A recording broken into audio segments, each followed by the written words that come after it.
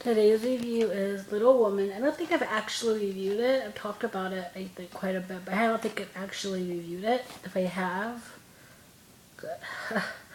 I'll just do it again. But Little Woman is my second favorite movie of all time. I actually, last year, I hadn't really watched it until last year, and then I watched it like 100 times in a row because I was like, oh, it's so good. And then I watched it yesterday, and I watched it a couple days before. It's just one of the best movies ever, and it has like the best cast. It's just, oh, Susan Sarandon is their mom. Kristen Dunst is Amy. Let's see. Trini Alvaldo as, is that her? Trini? I don't know. I don't know who plays, wait. Yeah, Trini Alvaldo to play Meg.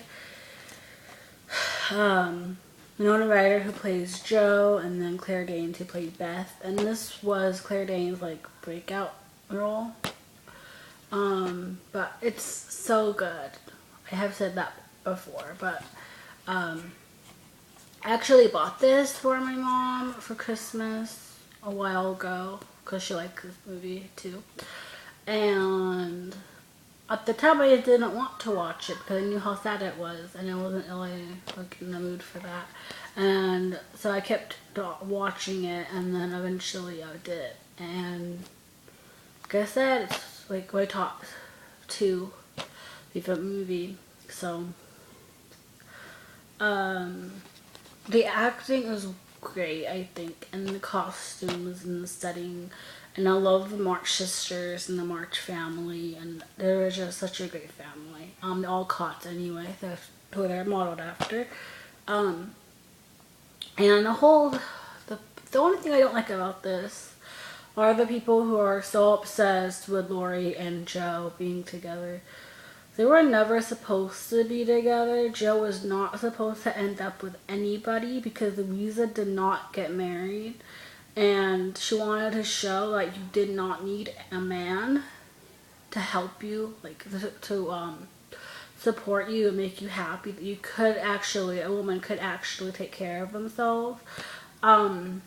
Not that she was against marriage, I mean she kind of was, but not that she was against relationships, because she had relationships, but she just did not want to get married. That was not her thing. And I love that she wanted to make a female character in a book at that time, in any time really, because for some reason all women have to end up with somebody, whatever.